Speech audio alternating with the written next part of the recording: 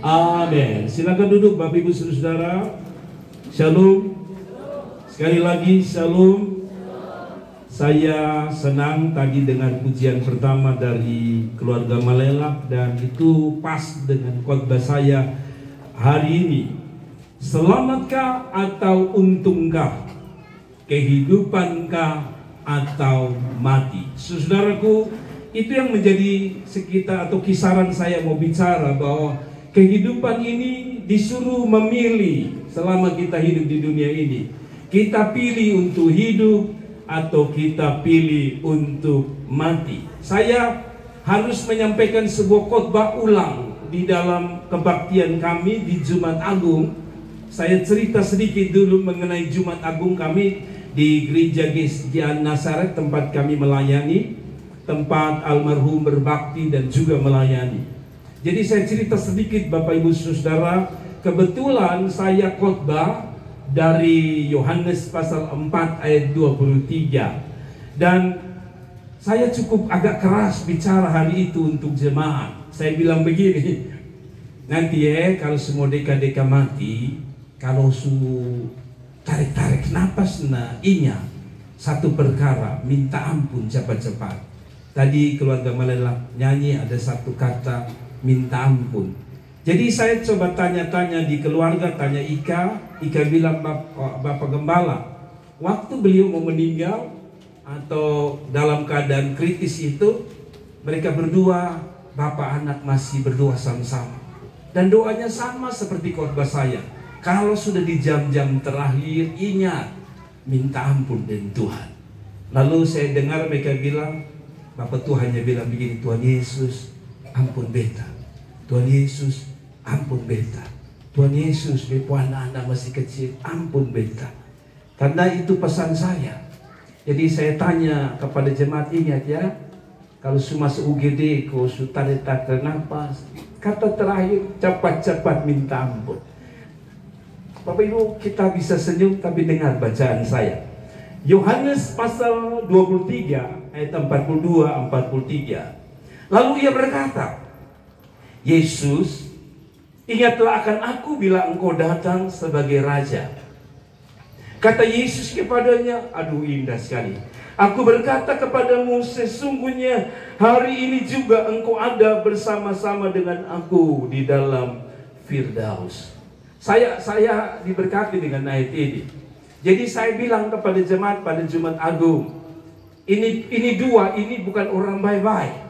Kata Alkitab dalam konteks Yohanes pasal 23 ini, ada dua penjahat di samping kiri Yesus dan samping kanan. Ini bukan orang baik. Kalau ada orang bilang begini, kan kita biasa bilang begini, kalau kita lihat orang terlalu jahat, sudah tahu mati, waktu kita lihat dia, kita biasa bilang begini, ini orang ini mati neraka antero. Sering kita bilang begitu ya. Tapi ternyata dari dua penjahat ini, ada satu orang yang di menit terakhir dia masuk surga. Jadi Bapak Ibu Saudara, kita tidak bisa menjudge seorang yang jahat selama dia hidup, dia pasti neraka hidup-hidup. Jangan sampai terbalik. Karena Yesus pernah bilang apa? Jangan sampai banyak yang dipanggil, sedikit yang dipilih. Ada amin. Yang terdahulu akan terbelakang, yang terbelakang akan terdahulu. Saya tanya, mama-mama, bapak-bapak, kita mau di belakang atau yang dahulu? Kita tidak bisa jawab. Tetapi begini, peristiwa ini di akhir-akhir terakhir, menit-menit terakhir, sang penjahat akan mati. Tapi ada dua sikap dari dua penjahat yang berbeda-beda. Satu, ambil kesempatan minta ampun. Satu, sudah kadang tarik napas ini, masih olok Tuhan Yesus. Itulah kasihan, betapa tragisnya manusia. Saya berharap bahwa dengan firman Tuhan ini, kita minimal pulang, kita mulai rasa-rasa sudah. Karena jujur ya, saya habis beliau, karena saya khotbah jam 8, habis sekitar jam 10. Malam jam 7 saya dengar telepon dari keponakan saya, kakak bayi meninggal. Karena di dalam keluarga kami ada dua bayi, yaitu bayi Adu dan bayi Nale. Jadi yang telepon ini bayi Nale. Dia bilang, Bapak, Bayi Adu meninggal. Saya bilang, Lufo kok tadi masih di Jumat Agung, masih keluar kasih perpuluhan, kasih sumbang di panitia untuk acara kami Paskah kemarin. Lalu dia biasa kalau dia keluar itu dia dengan gaya necis. Saya selalu peluk dia. Di samping dia ini pangkat keponakan dari saya, tapi dia juga jemaat. Jadi saya selalu peluk dia dan saya harus mengeluarkan kata ini. Weh, tambah ganteng loh. Dan biasanya kakak bayi itu punya senyum khas, miring. Dia senyum, lalu dia keluar. Nah tiba-tiba diumumkan bahwa dia mati, saya tidak percaya. Tapi ini bagaikan orang yang tadi. Seketika mereka mati dia bilang, kalau engkau mati sekarang minta ampun sekarang, lu mati ini detik, ini mati juga, ini saat juga, lu ke surga. Amin. Saya tanya Bapak Ibu, percayakah kalau kita mati kita ke surga? Saya mau dapat jawaban yang lebih keras, kecuali yang tidak mau ke surga. Saudara percaya bahwa orang yang mati di dalam Tuhan pasti ke surga? Amin. Betul ya? Yang mati pasti ke surga, di dalam Tuhan pasti ke surga. Saudara yakin? Siapa yang mau ke surga? Boleh saya minta tangan angkat sedikit. Yang mau ke surga, Tuhan catat yang tidak mau Tuhan. Kalau Bapak Ibu mau ke surga, berarti jalannya adalah harus mati. Nah siapa yang mau mati sekarang? Banyak orang mau ke surga tapi tidak mau mati. Ya, saki-saki supara masih bilang Tuhan daging babi terlalu enak, jangan mati dulu. Tapi mari kita sekali lagi Bapak Ibu saudara-saudara, saya mau coba bawa dalam cerita ini. Karena kita berada di dua peristiwa, yaitu Jumat Agung sekaligus Paskah. Dan khotbah saya belum jauh-jauh dari dua tema ini, Paskah dan Jumat Agung dalam kebaktian ini. Bapak Ibu saudara-saudara yang diberkati Tuhan, kakak bayi ini kalau saudara lihat hari itu di mana Jumat Agung, wajahnya fresh kan. Saya pernah ganggu dia waktu kakak Lani meninggal. Karena katanya kalau bapak-bapak mati dahulu itu mama-mama bisa janda puluhan tahun. Tapi kalau tadi apa? Kalau bapak mati, mama bisa janda puluhan tahun. Mama Dewi senyumkan, terbukti. Tapi katanya terbalik. Kalau mama mati 2 hari bapak susun bisa lah. Gimete ma dia sulia dia memang di siapa di sana ya bisa ganti 02. Nah Bapak Ibu saudara, karena katanya mimpi harapan laki-laki itu sama dari awal sampai akhir. Laki-laki itu dari dia umur 20 sampai dia umur 60 bahkan 70, dia punya cita-cita sama saja, nona muda. Biar dia sutua bapak, nona muda, air-air lah. Nah, tetapi kalau katanya terbalik, kalau mama-mama itu yang penting lu sayang dia, kata bahasa sekarang, yang penting beta aman.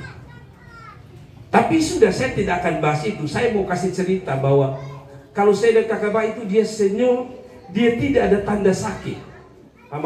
Kakak Mada waktu menangis itu cerita bahwa masih telepon. Dan lebih mengagetkan lagi saya adalah kakak John yang tadi main keyboard ini.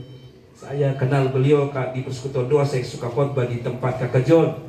Saya bilang, kakak John tahu dari mana? Bapak tadi punya rasa sedih itu sangat luar biasa karena Kak Ika, beliau meninggal jam berapa ya? Pastinya jadi jam 7 itu kakak John bilang, dong dua masih telepon untuk besok itu ada Paskah. Jadi dong pasang sound system di mana, karena kerjanya kakak John selain melayani dan kakak bayi adalah tangani sound system. Jadi mereka sudah janjian untuk ada gereja yang mau pakai mereka di satu tempat. Jadi sudah janjian. Nanti dong mau pasang sound system itu Sabtu. Tapi tiba-tiba Tuhan ambil. Bapak Ibu saya mau kasih tahu begini. Hidup ini bisa diperkirakan. Atau lahir katanya bisa dijadwalkan. Canggih sekali. Nona-nona ya, ibu-ibu muda yang hamil, mau lahir tanggal berapa, mau tanggal 22 semua. Tinggal omong dan dokter lalu dia bala. lalu lahir di tanggal yang sama. Tapi katanya mati, Anda tidak bisa jadwalkan. Dan kakak bayi ini kalau ikut kesehatan, dia belum masuk jadwal. Jadi mati itu jangan lihat dari case, dari apa namanya, case bahasa Indonesia apa, casingnya, dari bentuk fisiknya. Kadang-kadang botong lihat bapak tua jalan kalau subongko-bongko gitu lah, ini satu subau tanah, pasti dia dahulu. Tidak selamanya, katanya tidak semua yang bau tanah itu lebih dahulu. Kadang-kadang yang bau parfum lebih dahulu. Iya, karena yang jalan bongko-bongko, karena mungkin terlalu sudah tua, dia hati-hati. Beda di anak muda yang habis dia pakai parfum, dia jemput dia punona, apalagi dia punona bilang 5 menit lu sampai, kalau saya betul putus. Maka dia gas dari sini itu dengan wangi-wangi, tiba-tiba tabrakan mati dan keok. Berarti tidak selamanya katanya yang bau tanah lebih dahulu, bau wangi juga dahulu. Ini tidak berarti yang tadi bau wangi datang ini dahulu, tidak. Tapi maksud saya adalah kematian tidak bisa diduga. Saya angkat sebuah cerita Bapak Ibu Saudara. Ada sebuah cerita yang kira-kira ini mengantar kita bahwa kalau ada yang sakit, lalu stres, lalu berpikir, ya sampai dahulu, lalu saudara tidur tidak nyenyak. Saya kasih tahu saudara, ada orang yang stroke, ya toh misalnya istri stroke, suami yang jaga. Banyak kali kadang-kadang saya ketemu bukan yang stroke yang mati, suaminya yang mati. Logikanya karena tiap malam harus jaga. Jadi tidak selamanya yang sakit mati dahulu. Sebaliknya tidak selamanya yang sehat juga tidak mati dahulu. Kakak bayi sudah dibuktikan. Nah, saya cerita, ada sebuah cerita ya Bapak Ibu. Karena kita ini orang-orang pintar pasti kenal dengan seorang bernama Hitler. Hitler ini adalah pemimpin Nazi, negara Jerman yang terkenal sangat jahat luar biasa. Sangat jahat, dia bunuh orang Yahudi sangat banyak. Kalau kira-kira jutaan orang dia bunuh. Dan ketika dia bunuh itu orang marah kepada Hitler. Dan orang berpikir kita harus bunuh dia. Jadi rencana pertama mereka buat untuk bunuh dia. Sampai rencana yang ke-99 Hitler tidak mati-mati. Maka satu waktu saudara-saudara, mereka berencana begini. Saya cerita dulu, Hitler ini di samping pembunuh, tapi dia orang yang disiplin sekali. Menurut cerita bahwa Hitler ini selalu masuk kantor jam 6.45. Saudara hafal baik-baik kata ini, jam 6.45 pagi. Karena jam 7 dia sudah harus mulai memimpin upacara. Dan dari 7.15 dia akan pidato sampai 7.30. Dan itu sesuatu yang dia lakukan setiap hari. Nah, satu waktu karena orang-orang yang benci dia ini tahu jadwal dia datang, jadwal dia pidato, yaitu dia selesai 7.30, maka mereka mulai rancang bom, taruh di tempat dia mana dia biasa pidato, supaya pada waktu yang sama, yaitu kalau bisa dia mati dalam keadaan pidato. Maka dirancanglah ditaruh bom itu. Tetapi hari di mana mereka merancang untuk Hitler dibunuh dalam pemboman itu, saudara, Hitler yang biasa datang jam berapa tadi saya bilang? 6.45. Hari itu Hitler datang 6.30. Yang biasanya kalau dia mulai upacara jam 7 dan berakhir mulai pidato 7.15 sampai 7.30, hari itu dia 6.45 sudah bilang upacara. Lalu saudara, dia mulai upacara dan dia mengakhiri pidatonya yang biasa 7.30 di 7.15. Anda tahu menit keberapa, jam keberapa bom itu ditaruh? Bom itu ditaruh 7 menit 20 detik. Hanya beda 5 menit Hitler bebas dari kematian. Apa maksudnya? Orang bisa rancang kita mati, tapi Tuhan yang menentukan. Saya akan selalu kasih pelajaran tentang Hitler ini begini, Bapak Mama. Jangan pernah takut mati hanya karena dokter bilang, woi berat itu. Saya minta maaf, saya pinjam Mama Dewi. Kebetulan saya dengar cerita dari kakak Epin, kakak Adri, sempat koma. Dan harusnya, maaf, bukan kakak bayi yang tidak ada, kakak Adri yang tidak ada. Tapi katanya di menit-menit itu Tuhan buat mujizat. Lihat, orang koma belum tentu mati. Tetapi saudara-saudara jangan bangga, tadi saya bilang kita duduk-duduk, kita sehat, dan kita masih aman. Hitler ini kelihatan tidak aman, tapi dia hidup. Maksud saya begini saudara, tolong ya, apa artinya kalau Tuhan belum panggil orang mau niat jahat bunuh kita, tidak jadi. Karena itu orang Kristen harus percaya bahwa suanggi tidak bisa ambil saudara. Tidak ada kata amin. Jangan bilang begini, suanggi makanya dia mati. Kuasa Tuhan lebih besar.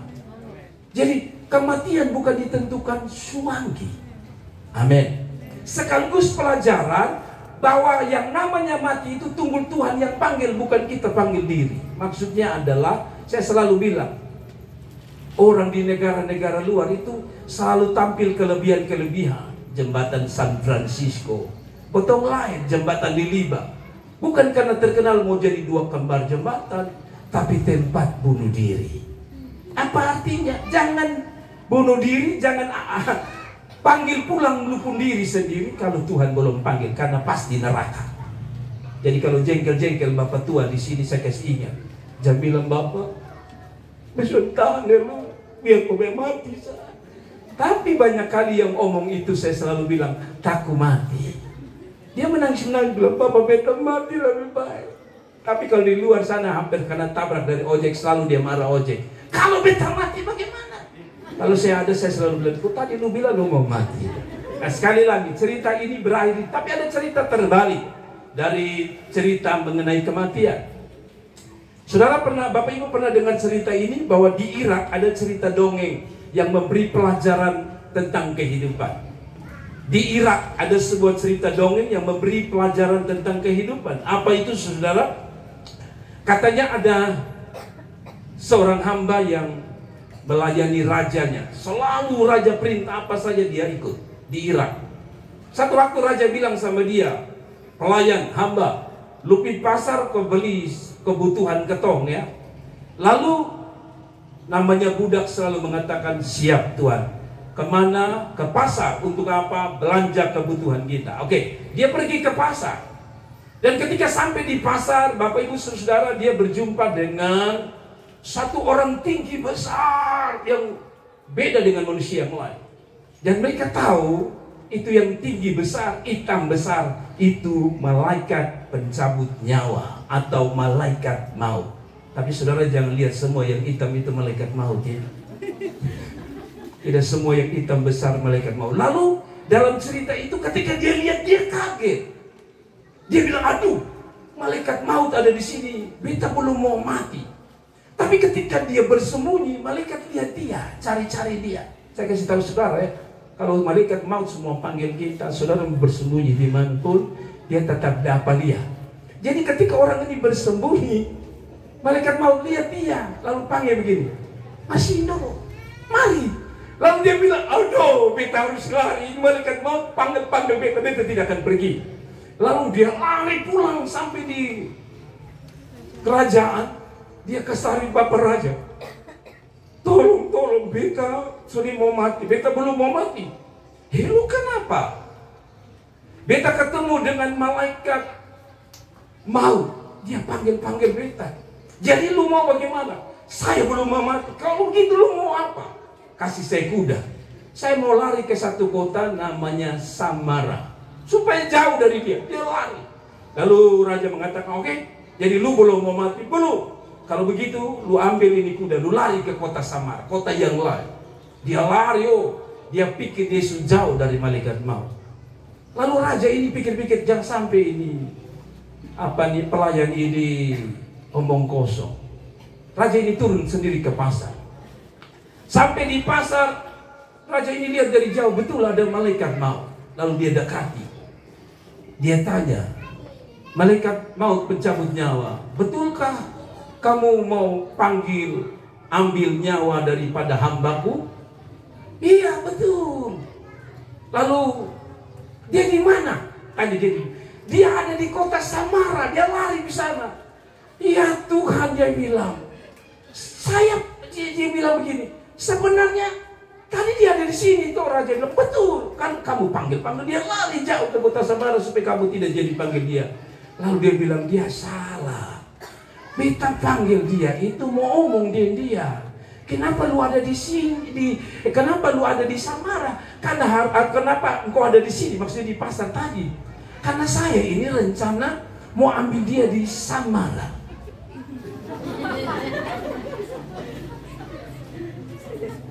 Yang lain pasti bingung, ini cerita apa?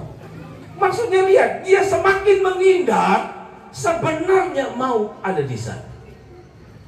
Kadang-kadang kita ini karena terlalu jaga, biasa betul suka seima itu hari. Betul kadang-kadang terlalu jaga sampai kotong kurus kiri.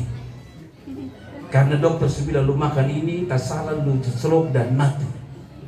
Makanan yang biasa kita sana akhirnya kita lepas. Saya punya kesukaan adalah Coca-Cola, saudara. Setiap kali saya minum, istri saya bilang, ini anak-anak masih kecil. Apa hubungannya Coca-Cola dengan anak masih kecil? Saudara, maksudnya adalah supaya saya sehat selalu. Tapi kalau itu godaan sudah datang, always Coca-Cola selalu. Saya selalu bilang begini, saudara, apa-apa, mati dan hidup bukan ditentukan oleh Coca-Cola. Tapi maksud saya begini, janganlah, marilah kita bijak-bijak, amin. Jangan terlalu juga tidak makan, tapi jangan terlalu juga makan leb-leb. Dokter bilang ini kolesterol sudah berapa ratus kok. Besok potong bilang darah Yesus, sambil ambilin daging babi, darah Yesus. Saya pernah dengar cerita ada orang yang mati gara-gara begitu, saudara. Dokter bilang, Bapak tolong jangan makan yang lemak-lemak lagi. Saya kasih tahu kenapa saudara dan saya gampang stroke. Karena suka yang lemak-lemak. Kenapa suka yang lemak-lemak? Dan itu berhubungan dengan stroke. Karena lemak itu bagiannya Tuhan. Betul tidak? Zaman perjanjian lama itu lemak-lemak begitu. Mungkin karena Tuhan juga suka lemak, dia umat juga suka lemak. Tapi sudahlah, kita akan kembali pada khotbah saya. Saudara-saudara mengerti di sini ya. Ada Hitler yang sebentar lagi mau mati, tidak jadi mati. Ada yang lari jauh, tapi mati juga. Bapak mama kira-kira pilih yang mana ya?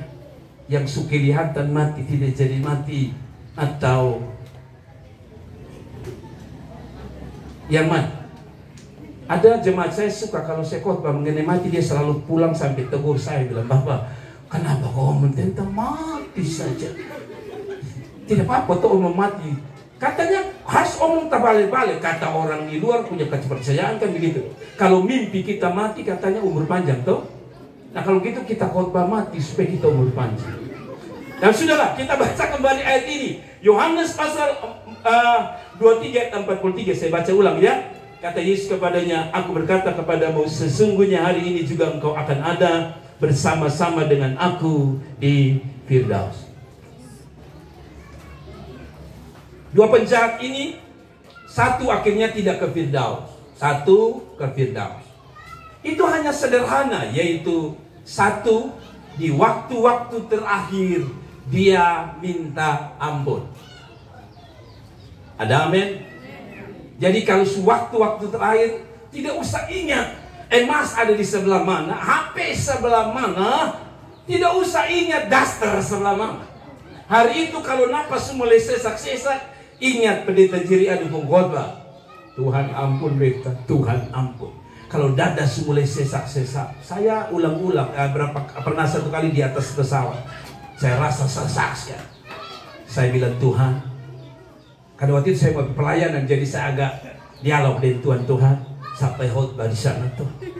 Kas beta pulang sampai rumah, aku beta khotbah dulu, karena jemaat tunggu saya khotbah. Nah masalahnya saudara mau alasan apa?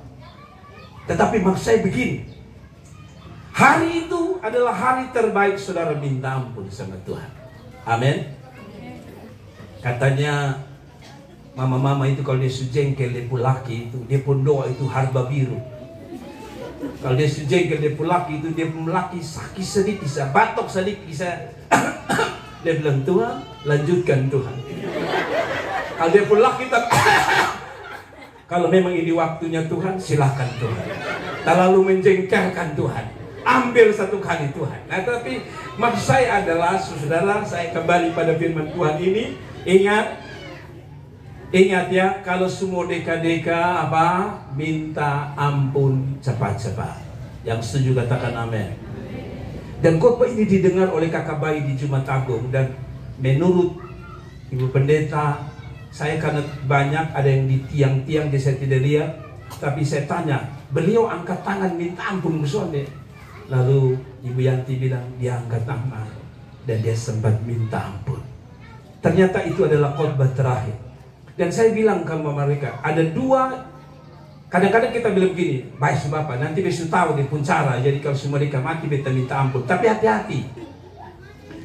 Ada yang masih bisa kita minta ampun, yaitu penyakit-penyakit yang kata saya bisa minta ampun. Yaitu penyakit kanker bisa bikin kita minta ampun. Penyakit diabetes bisa bikin kita minta ampun. Karena sakitnya panjang, betul ya? Jadi kita masih bisa minta ampun, betul ya? Tapi ada dua hal yang membuat kita tidak bisa sempat minta ampun. Satu, celaka. Pas tabrak, pak, mati. Anda baru bilang, Tuhan, baru mau bilang, saya minta Tuhan bilang, saya pulang. Apa lagi, pulang. Nah, kalau begitu terlambat. Yang kedua katanya serangan jantung. Dua penyakit yang membuat kita tidak sempat minta ampun adalah kecelakaan dan serangan jantung. Orang-orang muda ini kalau dong bawa motor ke dompung, ini nyawa ada 5. Dong pikir dong main PlayStation. Yang tabrak, jatuh, bangun lagi, nyawa masuk lagi. Saya kasih ingat, jadi kalau semua deka-deka dipanggil apa? Kita sama-sama minta ampun. Tapi kalau saudara bilang, nanti dong, sudah deka dong. Saya kasih tahu saudara, tidak ada yang tahu deka-deka. Kakak bayi tidak tahu deka-deka. Tapi saya suka dia sudah minta ampun di kebaktian Jumat Agung lagi. Luar biasa. Nah, dari ayat ini saya mau sampaikan 3 hal. Cepat saja untuk saudara-saudara. Yang pertama saudara-saudara, dia bilang begini, orang penjahat itu. Katanya 2 penjahat itu punya nama.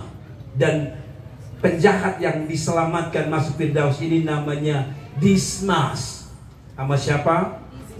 Dismas. Omong Dismas ini kita tidak ingin. Kalau tanya nanti pulang, siapa aja penjahat yang baik itu? Tahu.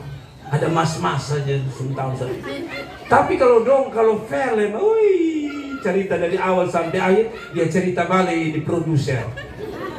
Tapi sudahlah, saya mau pesan 3 pelajaran dari ayat ini. 3 pelajaran saja. 1, saat orang percaya mati, yakinlah Anda pasti ke surga. Karena dia bilang begini kepada orang yang penjahat itu. Waktu penjahat itu mengatakan, kalau kamu datang sebagai raja, ingat aku Tuhan Yesus. Tuhan Yesus bilang, sudah apa-apa. Sekarang juga, saya ulang lagi. Sekarang juga ini lu mati ini detik, lu ke Firdaus. Berarti tidak tunggu ya, itu detik juga Firdaus. Amin. Berarti detik itu juga orang ke surga. Detik itu juga. Tapi ini sekaligus pukulan untuk kita. Saya harus kasih ingat kita bahwa detik itu juga kemana? Ke surga. Karena itu saya minta maaf. Saya tidak percaya kalau ada yang bilang begini, Bapak, ya, ini ada beta pun laki kapan hari yang mati itu Bapak masih ingat? Iya. 2 hari dia datang Bapak. Bikin apa? Dia tanya beta, lu jaga anak baik-baik kok. Saya tanya balik dia, saudara, kira-kira waktu dia masih hidup dia jaga anak baik-baik sudah. Sonde juga. Dia koko 15 menit dia susorong kampanye, betul. Tapi maksud saya begini saudara. Kata Alkitab, dia mati langsung ke surga. Kalau begitu siapa yang datang untuk saudara? Saudara yang bilang, itu om setan. Jadi tidak boleh ada yang bilang, dia datang mau dia minta makan Bapak. Nah, kok sakit saja infus masuk dia sudah bisa makan lah. Sekarang dia mati dia minta makan bagaimana? Mengerti ya? Jadi ingat, Jangan bikin kita pun bapak, kita pun bayi, kita pun nenek yang mati terhormat itu jadi setan. Dengan cara saudara bilang dia datang, berarti kita bayi, setan. Kita pun oma, setan. Kita pun nenek, setan. Padahal Tuhan sudah bilang, hari ini juga engkau mati, engkau ada di Firdaus. Amin. Sekaligus jangan, saya tidak larang orang pergi nyekar ke makam, tapi jangan pergi sambil omong-omong. Bayi, kan bayi itu mati tuh. Kalau kita anggap dia tidur, pasti kita kasih bangun dulu lama. Karena kita yang tidur lama, saya kalau kasih bangun agak setengah mati, bayi sudah mati 3 tahun, kita langsung, bayi langsung dia bilang ya. Karena kalau dia bilang ya, pasti saudara lari orang pertama. Nah tapi maksud saya adalah, kita kasih bayi. Bayi tidak jawab, tapi kita yang bikin definisi. Itu lihat pohon bergerak, berarti bayi ada jawab. Lu apa hubungannya bayi dengan pohon bergerak? Apakah bayi sudah di pohon? Saya tidak tahu. Tapi menurut saya adalah ini membuktikan betapa bodohnya kita. Amin. Tapi mau masuk surga. Amin. Amin. Stop. Bilang, kok di pemuka persis gini bayi yang datang, mau siapa lagi? Tidak. Dia sudah di surga. Amin. Yang berikut bahwa saya tahu kita sedih. Saya baru kehilangan ipar juga ya. Saya pun kakak, Bapak Ama juga baru kehilangan istrinya. Saya tahu kita sedih, tapi saya kasih ingat saudara.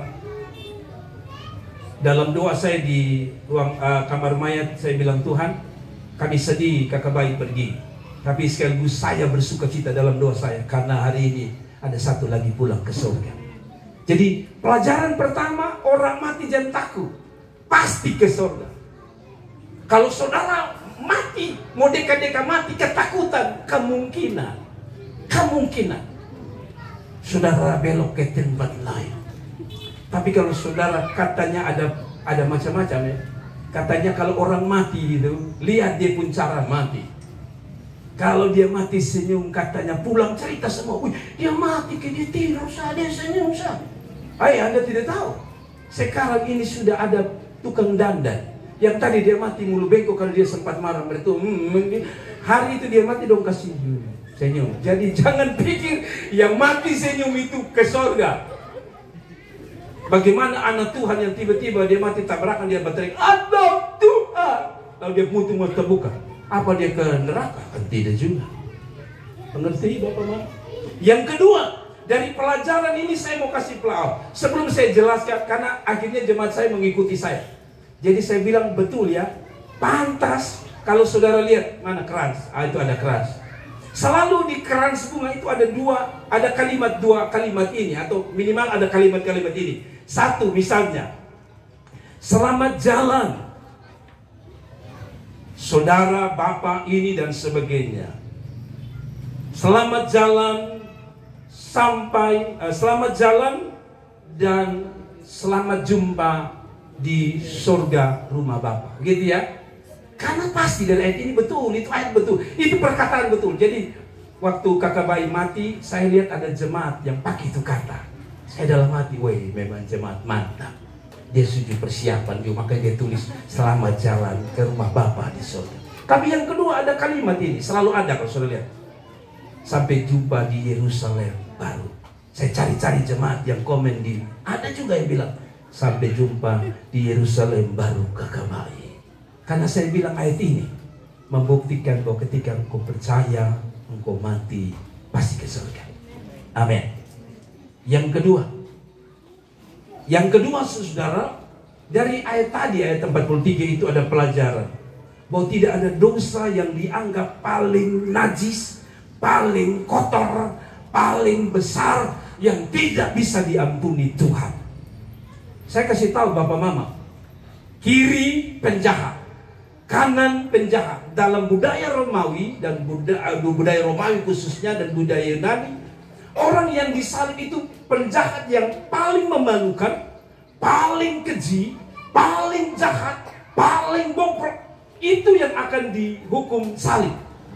Itu sebabnya sebenarnya menurut seorang teolog, kalau ikut manusianya, yang harusnya mati itu kan ada 3 salib ya. Saudara lihat di sini. 1 Dismas, satu Gesmas. Lalu yang tengah-tengah ada siapa? Ada Yesus. Sebenarnya itu bukan tempat Yesus. Sebenarnya itu tempat besar sekali, Barabas. Tetapi dalam dalam pemilu, saya suka menggunakan istilah pemilu, yang benar kadang-kadang tidak terpilih. Jadi waktu itu ditanya, pilih Yesus atau Barabas? Orang-orang mengatakan Yesus. Memang itu kelihatannya politik sekali, tetapi Tuhan itu luar biasa. Kenapa Tuhan mau masuk di Barabas? Karena menurutnya dua ini penjahat luar biasa, tapi Barabas lebih jahat lagi. Lalu Yesus seolah-olah mau bilang begini, jangankan dua ini yang orang bosan bilang paling jahat, ini Barabas lebih jahat. Saya mau ada yang paling jahat. Seolah dia bilang begini, tidak ada dosa yang tidak bisa diselesaikan oleh Yesus. Seberapapun dosamu, seberapa benar besar pun hinamu, saudara, ketika engkau datang minta ampun, Tuhan pasti kasih kita ampun. Boleh kita kasih tepuk tangan untuk Tuhan Yesus kita. Saudara, saya merenung.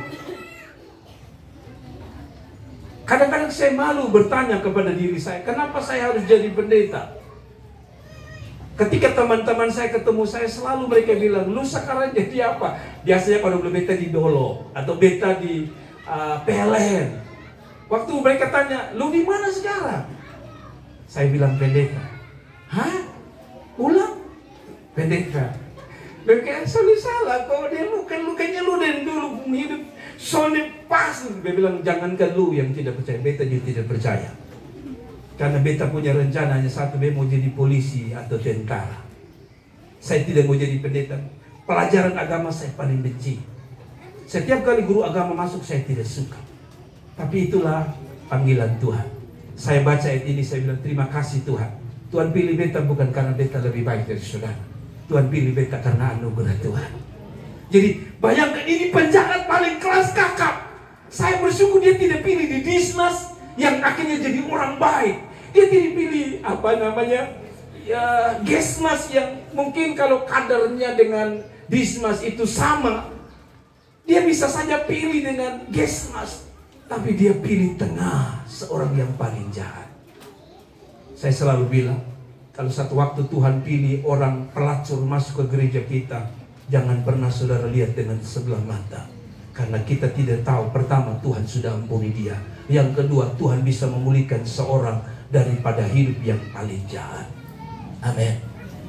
Makanya tadi saya bilang, kadang-kadang kita lihat orang jahat selalu kita bilang mati lebih baik. Apalagi kalau dia beribadah kita mati lebih baik. Saudara-saudara, itu bukan urusan Anda, itu urusan Tuhan dengan dia. Dan yang terakhir, ini khotbah saya, saudara harus perlu dengar poin terakhir ini. Yang paling penting dari semua adalah, bukan berarti tidak penting yang lain. Ini paling penting yang saya mau sampaikan. Dengar baik-baik poin saya yang terakhir. Dengar baik-baik.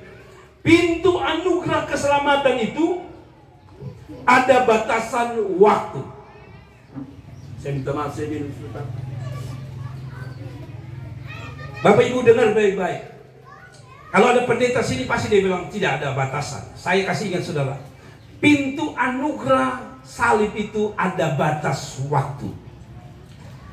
Batas waktu itu adalah di ujung kehidupan dari seseorang dan bukan setelah kematian. Bertobatlah sebelum kita mati dan bertobatlah di napas terakhir kalau memang masih ada kesempatan.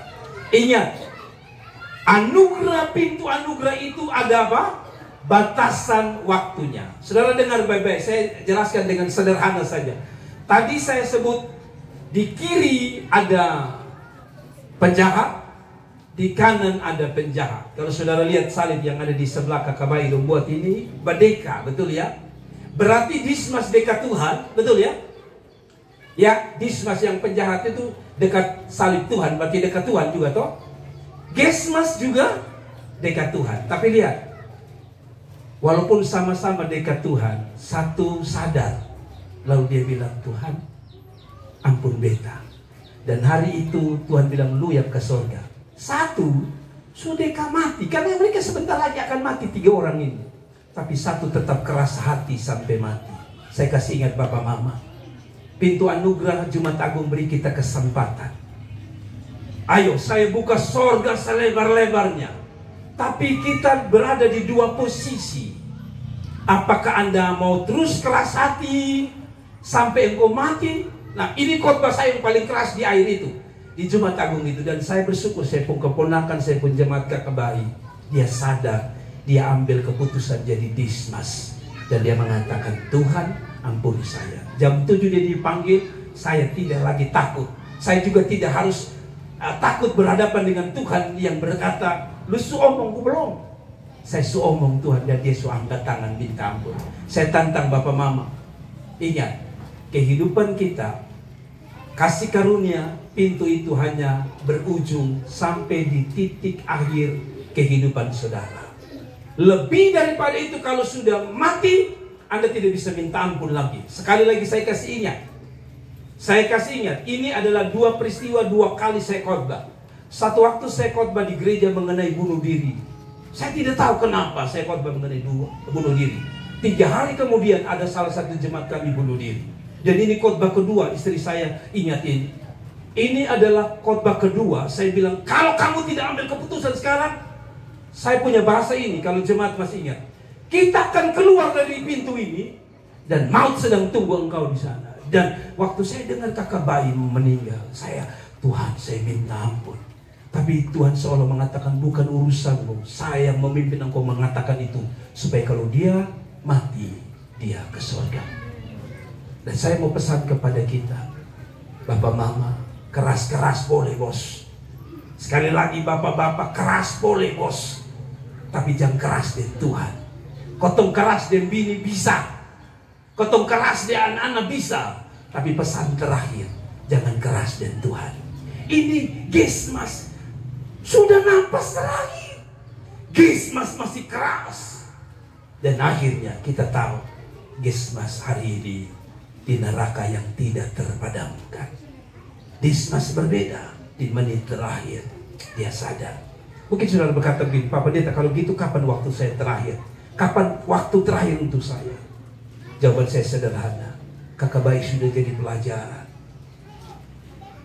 Dan pelajaran KKBAI ini bukan KKBAI saja. Saya punya pangkat bu ya. Waktu papa saya meninggal, dia yang MC. Dan dia bu MC, dia bilang begini, hari ini saya pun tolong, kita tidak tahu besok. Kira-kira di malam ketiga dia meninggal dunia. Apa artinya? Kalau saudara tanya, kapan waktu terakhir saya bisa minta ampun Pak Pendeta? Jawaban saya sederhana, hanya Tuhan yang tahu. Yang kedua, pasti Tuhan kasih tanda-tanda. Biasanya menurut cerita-cerita orang yang meninggal, biasa ada tanda-tanda. Saya tidak bilang ini tanda semua ya. KKBAI ini saya kenal sebagai orang yang entah ya di rumah, tapi beta kenal dari dia karena dia satu kelas dengan beta. Beta dengan Om Romi dong betul satu kelas. Jadi KKBAI ini saya tahu beta pemalu lah. Dan dia jarang-jarang tampil, dia lebih suka di belakang, sound system, dia tangan di bagian belakang. Tapi waktu ipar saya meninggal, istri dan keluarga saya cerita, dia sibuk angkat piring, angkat ini. Lalu waktu, biasanya kalau orang mati kan ada tenda yang bagian atas yang biasa selalu kalau tarik, pasti keluar mayat harus dilepas kain atas. Dan dia bilang sama istri saya, Mama, beta lepas atas kok, kain atas. Jadi istri saya bilang, oke. Silakan buka semua, lepas. Dan dia lepas. Apakah ini tanda? Satu kebiasaan yang jarang dilakukan, tiba-tiba misalnya seorang melakukan. Apakah ini tanda? Saya tidak tahu. Tetapi maksud saya adalah begini, Bapak Mama. Semua yang dengar suara saya, dengar baik-baik. Mungkin saudara berkata, pendeta terlalu ada-ada saja. Ini bukan bicara ada-ada. Tadi saya bilang, lahir bisa kita tahu, mati tidak tahu. Kalau begitu yang kita lakukan sederhana. Seperti kata Yesus, soal kedatanganku tidak tahu, ada yang tahu. Betul ya? Bapa tidak tahu, hanya saya tidak tahu, aku tidak tahu, hanya Bapa. Tapi dia kasih tanda, dia bilang. Tapi kalau kamu mau tahu ada tanda, ada gempa bumi, ada apa semua, itu berarti Tuhan mau datang. Demikian saya percaya Tuhan mulai kasih tanda. Maaf, bisa saja umur kita sebagai pertanda bahwa kita sedang ada di jam terakhir. Sakit penyakit juga bisa sebagai tanda. Itu adalah jam terakhir. Apalagi Biasanya perasaan tidak enak juga bisa jadi tanda terakhir. Kan sering ada orang meninggal gitu, pantas begitu perasaan dari pagi sonde enak sekali. Ada budaya yang mempercayai, entah benar atau tidak saya juga tidak tahu. Ada keluarga yang masak malam Natal, tiba-tiba semua makanan basi dan besok terjadi duka. Katanya itu sering terjadi. Bisa saja itu jadi tanda, saya tidak tahu. Tapi selalu Tuhan kasih tanda. Kalau begitu, kalau tanda itu mulai ada, entah karena umur, entah karena sakit penyakit, aturlah hidup ini, minimal bilang Tuhan, sebelum Tuhan ambil izinkan saya minta ampun. Itu sebabnya saya akan tutup ini. Saya selalu bilang istri saya, tolong setiap orang yang suka sakit banyak, selain doa minta mujizat, bisikan ke telinga, minta ampun. Itu yang kami suami istri lakukan kalau sudah sakit-sakit banyak. Makanya saya menggila dari jemaah. Kalau sudah sakit-sakit banyak, nah panggil Pak Pendeta, nah kasihnya Pak Pendeta. Kalau lupa, Bapak, ingat Bapak hoto apa itu? Minta ampun. Ada amin. Saudara siap minta ampun? Mari sebelum kita pulang, kita tidak tahu satu detik ke depan apa yang terjadi. Saya pernah datang di sebuah ibadah seperti ini. Orang itu duduk tidak jauh dari saya. Ketika saya sampai di rumah, karena saya kenal, ketika saya sampai rumah, Bapak Ibu saudara tahu, Facebook mengeluarkan orang itu meninggal. Dia datang di kebaktian pemakaman, dia sempat sapa saya, tapi hanya beberapa jam dari kebaktian itu dia juga pulang. Saya tidak menakuti kita, tetapi setiap kita punya panggilan yang berbeda. Saya bilang pada jemaat, jangan sampai pas saya khotbah Tuhan panggil, lalu mereka ketawa bilang jangan dong Bapak. Ya, kalau saya pulang makanya belajar khotbah sudah, supaya kalau saya pulang jemaat yang khotbah. Tapi kiranya kebenaran ini memberkati kita, bahwa kita masih punya waktu, dan jangan sampai waktu itu terlambat. Tuhan memberkati. Mari kita bangkit berdiri dan kita akan